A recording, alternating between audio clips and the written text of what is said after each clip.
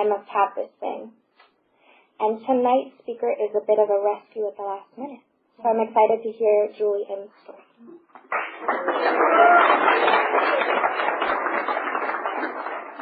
Hi everybody, I'm Julie, and I am an alcoholic. And what she means by being a rescue is that Liz was supposed to be telling her story tonight, but she's just today tested negative for COVID and did not feel like she would be able to stand up here for 40 minutes and tell her story. And you may be wondering why I was the number one choice for her backup. And some of you may know, but most of you probably in this room do not know that Liz is my sister, my blood sister, my real sister. And I'm sorry that you're not going to be hearing her story tonight because it is really a wonderful story, and she's an incredible member of Alcoholics Anonymous with 11 years sobriety. And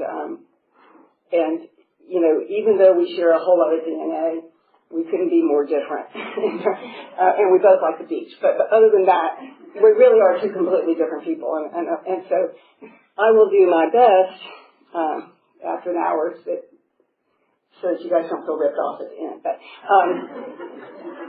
I will start off with this because it is a little funny to me. And it sort of leads into my story. Let me get this a little bit. I'm not going to make it bad. So I am the last of 5 children. My sister Nan is 8 years older than me. My sister Liz, who you are not listening to right now, is 7 years older than me. My sister Nina is 4 years older than me. My brother is 2 years older than me, and I am the baby. And my sister Liz is an amazing woman, and she has this talent that, you know, I've always found remarkable, and that is she has a way of getting you to do or give her everything she wants, when she wants it, how she wants it, and make you feel like she's done you a favor after you've done it, right? So I want to tell this story for as long as I can remember. So there's this 7-year gap, 7-year gap between my older sisters and the 3 younger ones. So when we were little, my parents would go out to dinner, and my sister Liz and Nan would be babysitting us, right? So when I was like 3 or 4 or 5, Liz was like 10, 11, 12. And she did this thing one time that I will never forget because it was so fun. She said, okay, to the 3 youngest ones, come over here, I'm a scientist, and you are my robot, and I'm going to wind you up, and then you have to do everything I tell you to do. Now, you know, you're 3, 4, 5 years old. This is really fun, right? She does that. I remember her winding me up in the back. And I'm a robot, you know. And she says, okay, go over there and get that laundry and take it upstairs. And we do it. And we're like laughing our heads off. It's the best thing ever. Unbeknownst to us, the last thing our mother said to her as she walked out the door was, Liz, take the laundry upstairs. So we did it, right? So I just have to, that just sort of sums up my relationship with my sister. And it's a bit ironic that 60 years later, I'm standing here doing her job again. But in reality, no, she really, really did want to be here, you guys, and I am stepping in for her. So, again, I do hope that you won't be disappointed. So let me start by saying I'll do all the math, so I'm benevolent that way, so you don't have to figure all this out. I was born on May 23rd, 1961, which makes me 63 years old. I had my first drink in October of 1979 as a freshman at the University of Florida. I was 18 years old, legal at the time to drink. My sobriety date is February 25th, 1995. So I drank for about 15 years, and in February, if I don't die and I don't drink, I will have 30 years of sobriety, which is mind-blowing, just mind-blowing. But I give you all that to let you know that this program, this place, is extraordinarily important to me. And I might even get a little emotional about it because 30 years is a lifetime.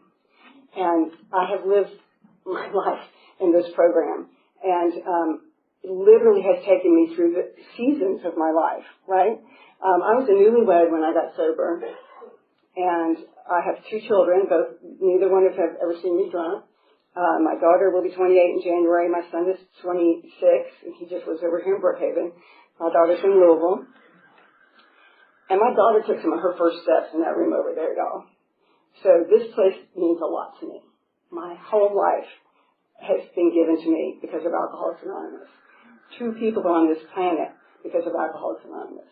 Because I guarantee you, while I was drinking, the thought of bringing a child into this world was not going to happen. So let me start by telling you how I got all that, how I came to be where I am. So I said I had my first drink at the University of Florida. I grew up in Memphis, Tennessee, big family. My mother died of this disease, all over our family. My father, I would say, was an alcoholic, but probably he could stop. He had iron will, so he could stop when he wanted to, but he always started back up again. So I would guess that he was an alcoholic as well. My sister Liz is an alcoholic. I'm not going to tell anybody else who else in my family is an alcoholic, but at least one other sister probably could be here. And it's just the way I was raised. So I was morally opposed to alcohol because I was watching what it was doing to my mother. And I did not want to be my mother. I was not going to be my mother. I was no fun in high school at all. And I was just a real wound-tight little bitch, to be honest with you. And I got to the University of Florida, and I remember my friend Anne Marie was coming over. We were going to go to the fraternity parties, and she showed up with some vodka and orange juice. And I remember where I was. I was putting on makeup at my makeup mirror, and she made me a screwdriver, and I took one sip, and I instantly changed. I felt this glow, I didn't know how wound-tight I was until I wasn't wound-tight anymore, right? I had no idea. And by 30 minutes later, there are pictures of me, and I'm already got that shit-eating grin on my face, and my friend Anne Marie is looking at me in this picture. I was seeing the picture. And she's looking at me like, who is this? It's like she let this genie out of the bottle or something, you know? And I drank alcoholically that night, and I drank alcoholically every time if I could. But, you know, I believe that it's hereditary. I believe that it's a part of my makeup because I was morally opposed to it. I had one sip of it, and now it's my best friend. So I don't think you can go from that place to that place without having had a physical reaction in your body to something, which is what I believe happened to me. So I drank. I did well in college. I was active in college. I graduated from college, and I became a single young woman in Tampa with all my single young friends. And we had a really, really good time. And my friends, I was telling myself were drinking just like I was, because they were drinking, right? Therefore, they were drinking like I was. But it was pretty clear that, you know, they could go home or they could get a date and not just last call. I mean, last call at the bar meant 2 things to me, y'all. I'm sorry, but it did. And last call's not a lot of tickets left, I can tell you. But they would eventually we were all doing okay with our careers and everything, but they would starting to get engaged, starting to get long-term boyfriends, starting to get promotions, just things that I really wasn't particularly doing. And then I started living by myself, and I started drinking every night by myself. And I just couldn't wait to get home from work to drink by myself. Or if I was out with them, to drink with them as well. But I was drinking and driving and doing all the things you shouldn't do. I drank to a state of pitiful and incomprehensible demoralization. You know, I do not know why I am here. I do not know why I did not kill myself or somebody else in my car. One night I picked up a guy and we went to dinner. And I'm pretty damn sure I paid too. And we were so drunk. And this place was a pizza place in downtown Tampa that was upstairs. And you had to walk up this big, long stairway of wooden steps. And in leaving, I turned around to say something to him and started to fall down the steps backwards. Grabbed him. We both fell all the way down the wooden steps. All the way down. And I believe I am alive because I was drunk. Because that hurts. It's not like the movies. It is not like the movies. That really hurt. But I did not die, and he did not, thankfully. But I did what we do. My girlfriends were not there to see that. The next morning, I call them all up. The funniest thing happened. It was so funny. Because my soul needed to think it was funny because my soul knew it wasn't. And alcoholism wanted my soul to know it was funny. Alcoholism says, go and spin this. Remember the PR spin the next day? How it was all so much fun? But it wasn't. And none of my friends laughed. I remember none of them laughed at that. I then moved to Dallas for my job. And that's when I really hit bottom. I had a lot of things going on at that time. A guy that I was dating, he died of a heart attack at 33 years old, or 36 years old. I ended up with this really horrible boss. It was just a really bad time. Plus, I was drinking massive doses of alcohol every night. And that combination led me to really be almost a basket case, to be honest with you. But I ended up needing to come home. I had to quit my job. I was 29 years old, and I moved back here to Atlanta where my parents lived, and moved in with my parents at 29 years old. And I couldn't, I just was so demoralized. I didn't know what was going on, But I was just every night drinking with my parents. Like your parents that have a little TV tray in front of the TV and they're watching Wheel of Fortune and Jeopardy, and you're sitting there with them at 30 years old because they're drinking, so you're going to drink their alcohol too, right? That went on for longer than I want to admit.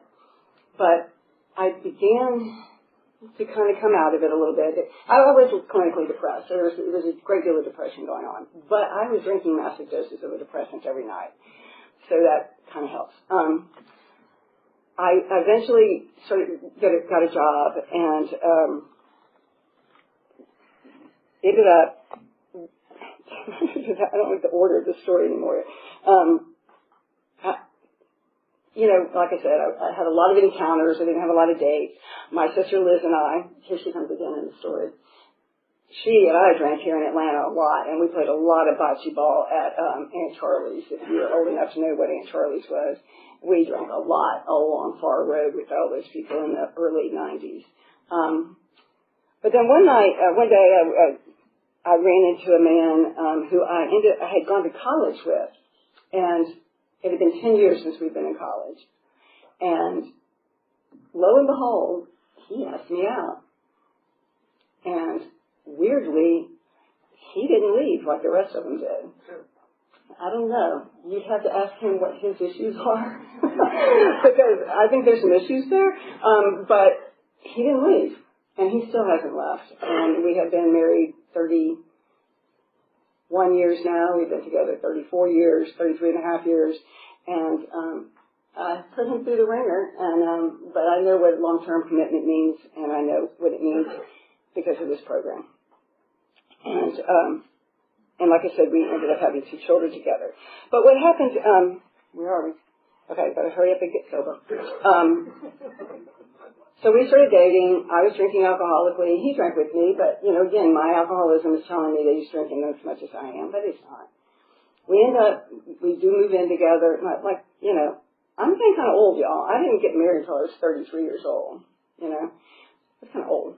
And, back then. And, compared to, everybody else in my life. So we get engaged. I'm still drinking. We get married. I'm still drinking. And I can tell you guys, alcohol will ruin an event whether you're drinking it or not when you're in active alcoholism, right? The book tells us that we are restless, irritable, and discontented between drinks. So on my wedding day, bright thing that I am, I say I cannot drink until the reception. His wedding was at 6:30 or whatever, reception 7:30, I don't remember. But my maid of honor shows up with a bottle of wine. I'm like, no, can't have it. And by the time I got finished being married at the altar, I was so distracted. I didn't pay attention. I sometimes wonder if I'm legally married. I was so distracted. I'm like, I wasn't even there. All I could think about was, when will this be over so I can get a drink at the reception? Ruined my wedding. And I would like to do it again, to be honest with you. But, it's sad and it's true, though. And that's what alcohol will do. Even when you're not drinking it, it's going to ruin it for you. So, I'm married. We are building a house. I have a job. I have a car. And I am drinking myself to blackout every single night. You know? There's nothing wrong with my life. But I have the disease of alcoholism. And once I took that first drink in October 1979, I was guaranteed to continue to do that until something happened to change that. And so what happened? I was 11 months married, so it was a newlywed. And I was seeing a psychiatrist because I was depressed, because I was drinking massive doses of a depressant every night. And every morning was the same. Have you guys ever seen the movie When a Man Loves a Woman? Okay, there's that scene where he brings her like coffee every single morning and it's cold by the time she gets out of bed. Oh my God, I lived that. My husband would bring me a cup of tea every single morning and it would be cold by the time I got out of bed. And so one morning I was hungover as hell, moaning, groaning. How many times can you get the flu in 1 week, right? And I remember I was on my side, I had the pillow on my head, and I was looking into our walk-in closet in our little apartment right around here somewhere. And my husband was ready to go to work. I wasn't even out of bed. And I'm kind of moaning, and he looks at me from the closet. I see him. And he does something he's never done before. He said, "For God's sake, get out of the bed!" And grabs his jacket off the hanger. I can still hear the hanger going like this, and leaves. And I was like, and I don't know, either I said it out loud or I said to myself, oh my God, God help me. And that afternoon I happened to have an appointment with my psychiatrist. And I went to her and I told her, I'm pretty sure I'm an alcoholic. And she said, in the sweetest voice, well, you'd like to get some help for that, wouldn't you?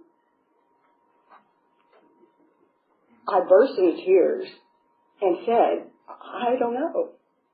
In my head, my alcoholism was screaming, you said that out loud? Oh my God, you can't take that back. Why did you do that? You know, I just wanted to pull the words back. Like, oh my God, it's out there. Why did I say that out loud? So she was lovely, and she said, I don't really know that much about it. I think she gave me a copy of The Courage to Change, which is a book about a bunch of famous people who got sober. And she said, come back next week. My colleagues know more about this, and I will get some information for you. So I came back the next week, and she told me about her treatment center that's here in Atlanta. And she said, you should go check this place out. So I didn't know what the hell I was doing, y'all. I didn't know what journey I was about to go on, right?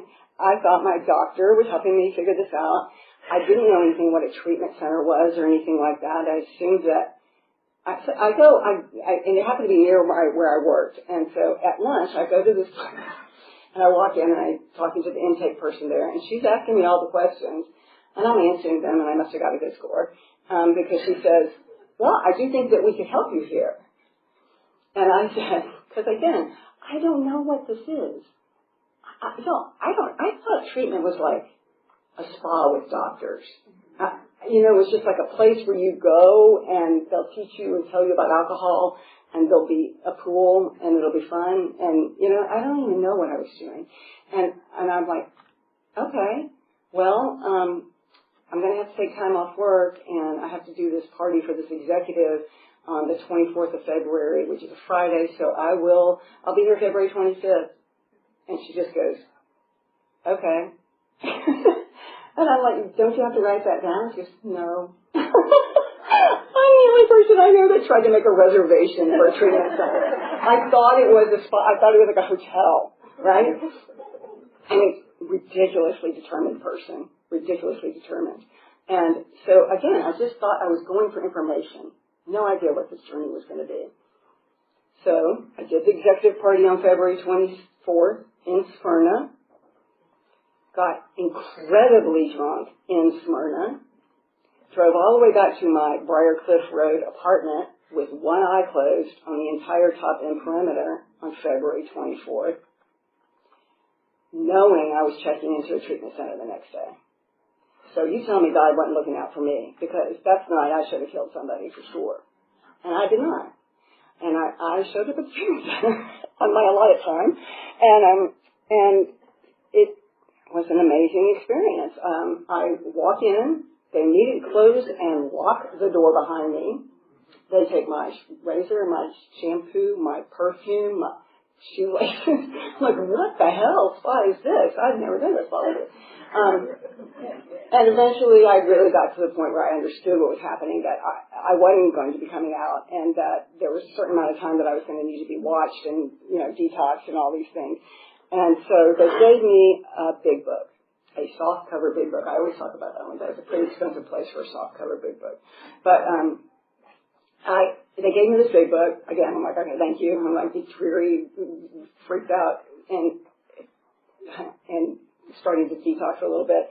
And on about the third day, and so we started going to like meetings in there, and they all talk about dopamine and serotonin and all that stuff that I couldn't tell you about now. If you, I don't know which one does what to you. I just know we all have it, and some of it's good, and some of it's bad, and some of it's triggered by alcohol, and mimics alcohol, and all this stuff. But they also told me a piece of information that I desperately needed. My intellectual self, my prideful self, my shame-based self. They said, you're not a bad person. You're a sick person. You have a disease, and you're always going to have it. And I was like, what? I'm not just weak-willed and stupid compared to everybody else, and this isn't just something that what? There's actually something I can't do anything about. I'm like, yeah, you can't do anything about it. You have alcoholism. You're always going to have alcoholism. But you can put it into remission in a way by following some simple steps, right? So about the third day I was locked in there, I started reading that big book, and I got to the third step prayer, and I got to that sentence where it says, relieve me of the bondage of myself. And as I read that, I had this unbelievable feeling come over me, just this warm, everything is going to be all right. And it was a few years into sobriety before I realized I'd only had that sensation one other time. And that was when my friend Anne-Marie Garrity brought that vodka into my dorm room. And I had that first sip of alcohol. It was the exact same feeling. I'm going to be okay. The difference is the solution to that problem of alcoholism has never turned on me, has never made me act out the way I used to act out. I'm not perfect, but and I'm certainly not perfect. We're not saints. But I have not had a drink of alcohol since the moment I walked into that treatment center. It just clicked with me in that very moment. It doesn't click with everybody right away, you guys. It doesn't have to. That's why, I feel that the most courageous people in an AA room are the people who have come back after a relapse. Because, the joy of seeing someone come back here who didn't get killed on the way back in, or didn't kill somebody else on the way back in, always fills me with joy. I don't know why I got it like that, but I did. And I hung on to it because it is extraordinarily precious to me. And I will never forget that feeling that everything was going to be okay. And then eventually I did get out of the locked down part, and I went to the evening program there for I don't even remember how many months. And they said, go to meetings. So my first AA meeting out of treatment was the 9:30 meeting on a Saturday in the small room. And they were so lovely, and, I didn't know. I was just so blind to what was happening. But I loved that group. But I was working at the time, so I started going to the 545, which is a great meeting if you work during the day and don't want to repeat the habit, like I had, of simply leaving work and going directly to Greens, and even though you tell yourself you're not going to go to Greens, and you're going to Greens anyway, because somehow the card just seems to go to Greens, and then go home and get drunk every night. So the 545 is a great way to break that habit, right? So I started coming to that pretty much every night. And we used to break, in the 545, we'd close off that room. So some of us would be in the small area, and other people would be in this big area. And I'm looking at my beautiful friend Isla over there, who was there at that time, so she can tell you whether I'm lying or not. But I remember feeling pretty good about myself for all the stuff I was doing to get sober, right? And I was also proud of myself. And I remember, gosh, the stuff that I would say in meetings back then, they just loved me. Oh my gosh, they just loved me. And they wanted to kill me too, I'm sure. But because I just knew everything. I was smart ass. And so I remember sitting there, and I was sitting at that table, which has those steps in front of it. The curtain was closed.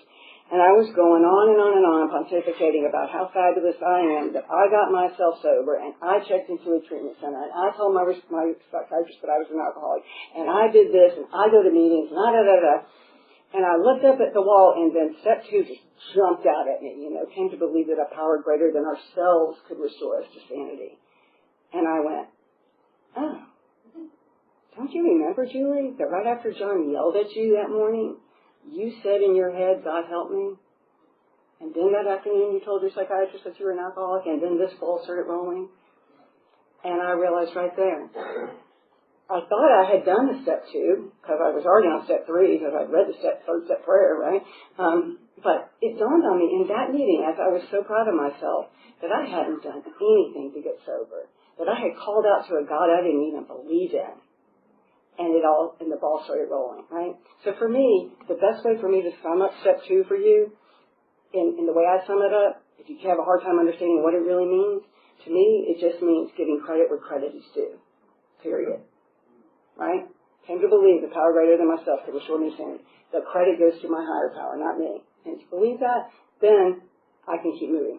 So I started the journey of sobriety, and with the help of many people in this room. And again, I was sort of a newlywed by then. My third step, I didn't really understand that third step. It was a little esoteric for me and a little out there in your life and your will and your thoughts and your prayers and your whatever it is, I was like, this is so complicated. My God, what are they actually asking me to do? And so one day my husband had some friends from college coming up, people I did not really like, and fraternity brothers of his, and we're in our 30s, right? So it's like, fraternity brothers, hey. And they wanted to go whitewater rafting, so we go up to the Chattooga to go whitewater rafting. I drive my little Honda Accord down, and another couple and some other people. Let's have 2, I don't know. But we go down the river, we come back, we go into the separate men and women's dressing rooms, change our clothes, and in between there and getting back to the car, I lose the car keys. We are in the Nantahala Wilderness Refuge, right? If you don't know where that is, that's where Eric Rudolph hid from the FBI for 5 years, right? So it's really remote. And I'm like freaking out because I'm like 3 months sober. I don't like these people. All they want to do is get back in the car and get the hell to Atlanta so they can go to Blind Willie's and get drunk. I feel like an idiot. I'm scared. This is pre-cell phones, so I'm going in and out of the little hut where the guides live all summer, using their phone to try to call AAA, explain to AAA where I am. It goes on and on and on and on, and eventually I'm in there one more time, and I'm talking to the woman in AAA, and I'm trying to be kind, but I'm getting angry and scared. And I hang up the phone, and I'm like this. And there was a guy just behind me, and he says, how's it going? And I said, I don't know. I keep saying the surrendering prayer, and it doesn't seem to be working. And he said, my friend Bill says if you say it enough, it'll work. And it was like God just beamed him down into that room, and I'm like, oh, thank you. And he asked me how much time I had. About 3 months. He goes, you're doing pretty well for 3 months, So if you don't understand what a third step prayer is, it explains it in the 12 and 12, in the last 2 paragraphs. There's a lot of words before it in the 12 and 12, and a lot of words in the big book, and in the 12 and 12, the last 2 paragraphs, it says, when I'm disturbed, I pause, and I say the surrounding prayer, or a prayer of any kind. So if you don't think you're doing the third step, ask yourself, today, did I just kind of call out to my higher power, like, oh, help me, God, please, God, don't let me say this, don't let me say that? If you did a third step. Now, you may not think you did, but you did. And the point of it is that we just keep practicing that until for me, I had to keep practicing that, and I use the third step a lot because I'm a human being. And you get to the point where the hardest part in early sobriety is recognizing when I'm disturbed.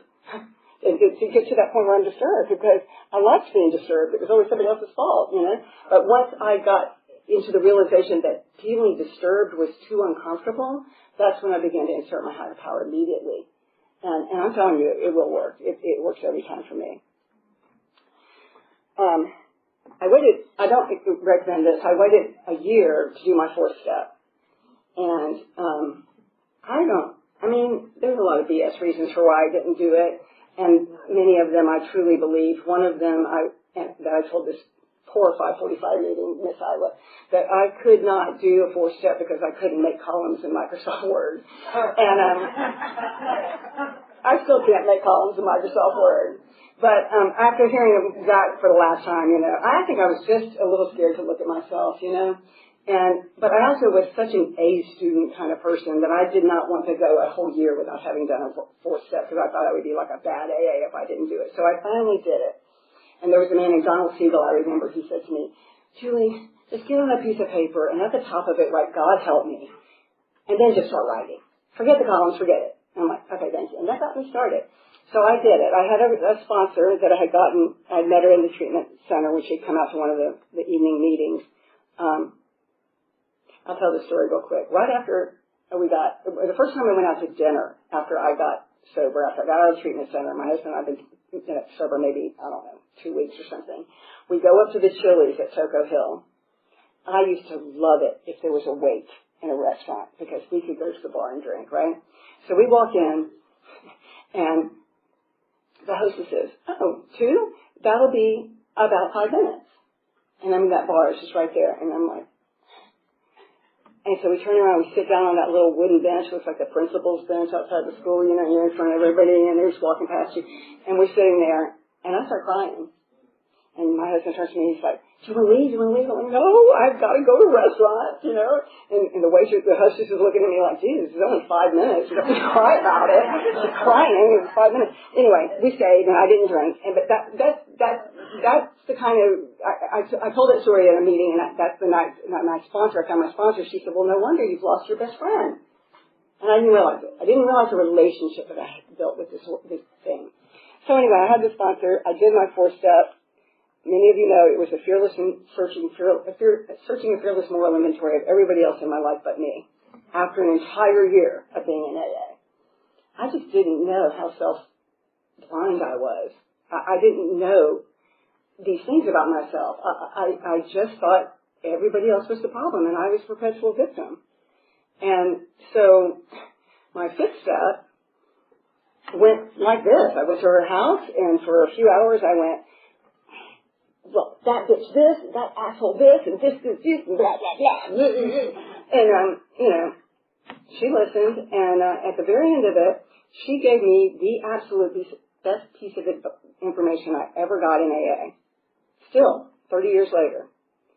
She smiled very sweetly, and she said, my, what a sad, angry, lonely little girl you are.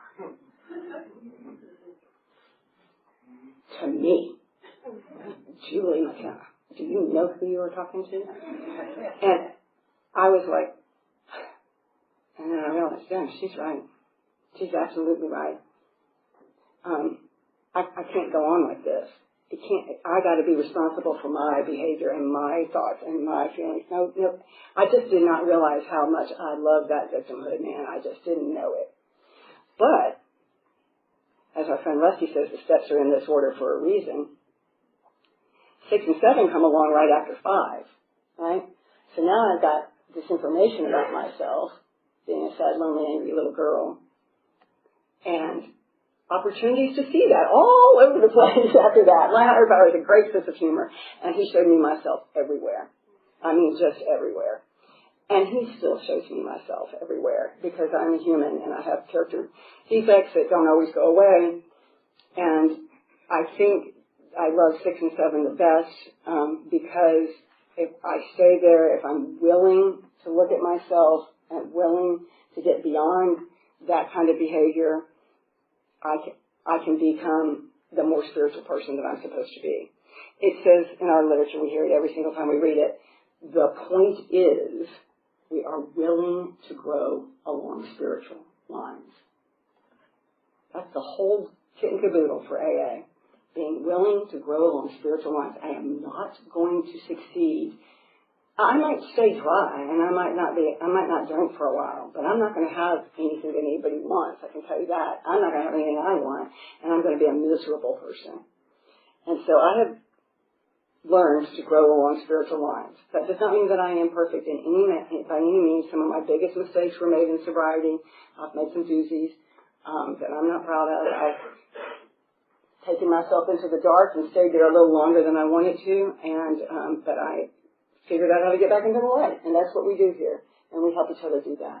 And so 6 and 7, I have so many examples of how God showed me, and but I'm not going to go into them. I could go for hours with them. It's a very powerful thing to go through. And I tell my sponsees that if you love your victimhood, do not take a 6th and 7th step, because you can't be a victim and do those steps at the same time. You just can't be. So it came time for making amends, writing a list, and I wrote the list, and my sponsor helped me sort it all out. I started making amends. I've made face-to-face amends with my parents. I will say that I did owe my parents some money, because when you show back up at home at 29 and they help you out of credit card debt, and they let you stay in their house for free, and they actually buy your alcohol and all that, you probably do owe them a little bit of money. And I didn't really know how much it was, but I guessed at a number, and when I took it to them, my father said, we're just so happy that you're doing better, don't worry about it. I think my mom was a little pissed. I think she wanted money back. But I need to backtrack and tell you this to just give you an idea of how alcoholic my family was. On that Saturday morning that I was checking myself into the treatment center, my husband was getting his MBA at GSU, so he had left for the day. And I get on the phone. Something told me, even though I was like 30-something years old, something told me I should call my parents and tell them where I'm going. I mean, I should tell them I'm checking into basically a hospital, right? So I called them, and I remember shaking so bad on the phone. I'm like, Dad, he's like, yeah. I go, I just want you to know I'm about to check into the alcohol rehab center. And he's like, what? Honey? I didn't even know there was a problem. That's how alcoholic my family was. That I wasn't even a problem, right? We drank so much, y'all, at dinner table. I mean, we didn't believe, but we sure cried afterwards, I can tell you that, and it was tough. But that's how, anyway, so here I am making amends to my parents. So I think one of the reasons I was scared to get sober was that I was going to be breaking the paradigm of my family again. Because when I was not drinking, when I was really wound tight in high school and hated alcohol, I wasn't very close with my family or my mother. She didn't want, alcoholic parents don't want the Carrie Nation of the high school in their house all the time, Look up Carrie Nation, y'all. You'll have to get internet, you can get it. And so when I started drinking, my mother welcomed me again. It was like I was like a daughter again, and I was part of the family. And I drank for 15 years, and then I didn't. And then I was kind of feeling like I was going to be the pariah again. And I kind of was, but it was, it wasn't fun, but it was worth it. It was absolutely worth it. And I began to grow. I was already married, but we started having our children. Like I said, my daughter took some of her first steps in this building, and I began to do all those things that I was told to do in this program. I've done, like I said, in terms of amends, face-to-face amends. I wrote a letter to someone because I really needed to apologize to that person, and it worked out beautifully. I now have a relationship with that person again, who didn't talk to me for like 10 years. It's hard to find our part, to see our part. It really is, and that's why we need sponsors and people to help us. We're so good at justifying all sorts of errant crap, really. Our ego and our fears and our childhood trauma and all that stuff, it really can help us justify all kinds of stuff. And we have to have somebody help us sort it out and tease it out and see what our part really is. And a lot of times I'll tell my sponsees if they're having a hard time figuring out what their part is in something, I will say, what happened right before your sister stopped talking to you for 10 years? The handcuffs went on. You got fired again. What happened right before? You know? And it works. It really does, because then we think, oh, yeah, it wasn't just like she just stopped talking to me for 10 years, you know. I did like make out with her husband. I did not do that. I'm just an example. I did not do that. I don't think. A lot of alcohol involved. But the 10th step is in use all the time because, you know, human beings do human things. And there was a man in the Zoom calls, Zoom meetings that I was going to during the pandemic. He's since passed on, and he was very wise, and he was blind, and so his Zoom name was Blind Jim. He called himself Blind Jim. And he summed up Step 10 really well for us. He said that the principles behind Step 10 are stop and don't. So stop talking or doing whatever it is you're doing that's, you know, not the next right thing, and don't do anything that you know is not the next right thing. And, you know, again, our ego, our fears, everything, we can really talk ourselves into what the next right thing is, y'all. We need each other. We need to be honest with each other. We need to say, I'm about to do X, or I just did Y, and listen to what the people in this room have to say to us. I did not start really dedicating myself to meditation until probably 2.5 years ago. I'm no good at it, but started doing it, got one of those, you know, meditation for dummies apps on my phone, and you know what, that's my speed, and I'm okay with that, and I'm probably never going to get to a, you know, blank mind state or whatever, but I now can meditate. I now know the benefits of it and how it calms me down and puts things in perspective, and I highly recommend doing that. If you know, just find one of those apps on your phone and just try it, even for a minute. It really will work. And in terms of the 12th step, yes, I work with a lot of alcoholics. Many of them are in the room tonight. I love you, ladies. But it's practicing the principles in all our affairs. That's the tough part. You know, we always like to think step 12 is just about helping other alcoholics, but oh no, it's trying to be better people in all areas of our lives. And I can tell you that none of it was possible without that initial relationship with a higher power that I didn't know was there, that I didn't want to know was there because I thought I knew everything. But I'm going to read you something and let you know what I think. It's probably not your favorite paragraphs. I don't know, Ira and I, we just love all the paragraphs. We always say they're all our favorite paragraphs. It's on page 55. And it goes like this. For deep down in every man, woman, and child is the fundamental idea of God. It may be obscured by calamity, by pomp, by worship of other things, but in some form or other it is there. Faith in a power greater than ourselves and miraculous demonstrations of that power in human lives are facts as old as man himself. We finally saw that faith in some kind of God was a part of our makeup, just as much as the feeling that we had for a friend. Sometimes we had to search fearlessly, but he was there. He was as much a fact as we were. We found the great reality deep down within us. In the last analysis, it is only there that he may be found, and so it is with us. About 25 years ago, I had this sudden realization that my higher power had been there the entire time, and that I was blocking that sunlight of that spirit. Julie was blocking the sunlight of that spirit. That I could have engaged, it could have called out to it at any time, and it would have been available to me. But for some reason, my ego and my pride and all those things would not allow me to do that. And so I was very happy about 25 years ago when I realized, dang, man, my higher power is just like Dorothy's ruby slippers. She had the power to go home the entire time, and she did not know it. She needed to go through all the things that she went through, and she needed her friends to show her how to engage that power to get home. And that is what I needed. I needed you guys to show me where the higher power is and how to engage it on an everyday basis in my life. And I thank you because you guys definitely brought me home.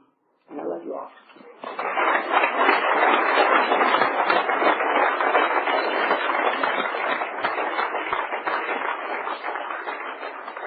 Thank you, Julie. We've asked Kat to do the chips. There you go. Yeah. Here we have a chip system like a lot of other places. If you are coming in or coming back, we've got a white chip.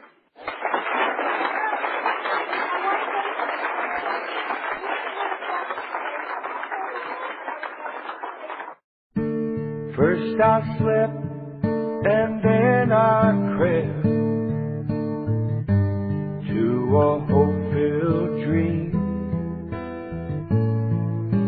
You rescued me and finally waking there I see. I look into love's window for a soul that's meant for me. Takes me where the promises are real.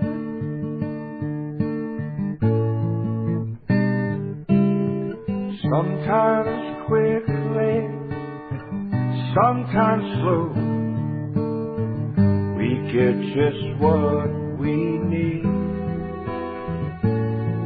On a broad highway, stride for stride, we walk eternally.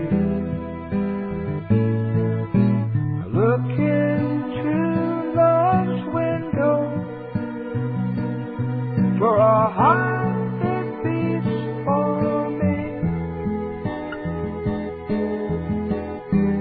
Takes me where the promises are real.